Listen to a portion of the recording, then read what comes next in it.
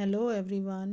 Today we will discuss the value based question from the chapter The Rat Trap. Question is: the story is both entertaining and philosophical. Discuss. This question is very important because the question is entertaining and philosophical. ये जो chapter है the rat trap, इसमें question बनता है कि क्या ये कहानी एंटरटेनिंग है और फिलॉसफिकल भी है। ऐसी कौन सी फ़िलॉसफी देकर चली जाती है जो हमें अपनी लाइफ में जो है वो उतार लेनी चाहिए, जिससे कि व्यक्ति का जीवन है वो सफल हो जाए। Let us start the answer. The rat trap is indeed both entertaining and philosophical. The rat trap जो चैप्टर है वो एक वास्तव में ही एंटरटेनिंग और फिलोसफिकल है। It's fast pace third person narrative with generous sprinkling of dialogue. इसका जो थर्ड पर्सन नरेटिव है यानी कहानी है, ये बड़ी तेज़ गति के साथ हमें उसके डायलॉग्स जो इसमें बताए गए हैं वो बहुत ही सुंदर तरीके से जो है लिखे गए हैं। The graphic description of character, और जो उसके करेक्टर हैं उसका ग्राफ जो है बहुत ही अच्छे तरीके से बताया गया है। लोकेल्स होते हैं स्थान, और उसके वहाँ के स्थानों का जो जिक्र है चैप्टर के अंदर वो भी बहुत अच्छा किया गया है। And some scenes together with elements, और जो कुछ सीन्स उसमें डाले गए हैं उसके जो तत्व हैं एलिमेंट हैं वो इस ड्रामा को element of drama and irony make it more interesting. और ड्रामा के अंदर जो चैप्टर के अंदर ये सारी चीज़ें जो डाली गई हैं और आयरनी जो है उसकी विडंबना है, ये सब चीज़ें मिलकर इस चैप्टर को इंटरेस्टिंग बनाती हैं। इन द फर्स्ट प्लेस, पहली बार में क्रॉफ्टर जो है invitation to the rat trap peddler is surprising. जो क्रॉफ्टर है पैडलर को जो अपने घर निमंत्रण कर देकर अंदर बुलाता है, बड़ा ही सरप्राइजिंग है। But the reader is as much surprised, reader और भी सरप्राइज हो जाता है as the crofter himself, crofter खुद भी सरप्राइज हो जाता है। Is when the peddler steals 30 kronor, जब पैडलर उसके ही द्वारा दिखाए गए 30 क्रोनर्स को चुरा लेता है। द रीडर वॉन्डर्स, और जो रीडर इस चैप्टर को पढ़ते हैं वो और भी हैरान हो जाते हैं। What the peddler will do next, अब वो क्या करेगा, अगला कदम क्या होगा उसका। The incidents in the forge and in the iron master house are interesting too, और जो इंसिडेंट्स हैं उसकी फॉर्ज में और उसके घर में उसको बुलाने के लिए वो तो और इंटरेस्टिंग है।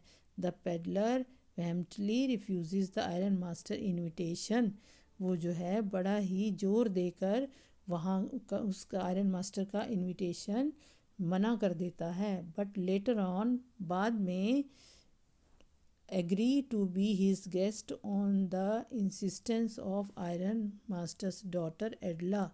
एडला जो है आयरन मास्टर की बेटी है, उसके जोर देने पर वो उसका गेस्ट बनने को राजी हो जाता है। The reader is again in for surprise, reader फिर सरप्राइज होता है when he as well as the iron master discover that the guest is not Captain von Stahle, कि वो जो है जब आयरन मास्टर को पता चल जाता है कि वो जो उसका गेस्ट है वो उसका कैप्टन नहीं है उसकी रेजिमेंट का, बल्कि बट अ ट्रैम्प, बल्कि एक आवारा आदमी है। The dramatic turn off event resulting in a reformation of the peddler, तब ड्रामा एक ऐसा टर्न ले लेता है जिसका रिजल्ट एक अच्छे व्यक्ति में, उस जो है पेडलर में एक सुधार लेकर आ जाता है।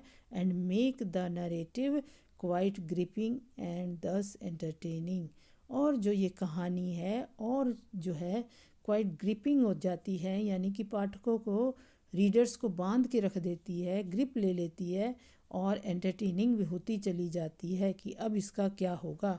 One feels as light hearted as Edla, जैसा कि एडला बड़ी लाइट हार्टेड दिखाई गई है।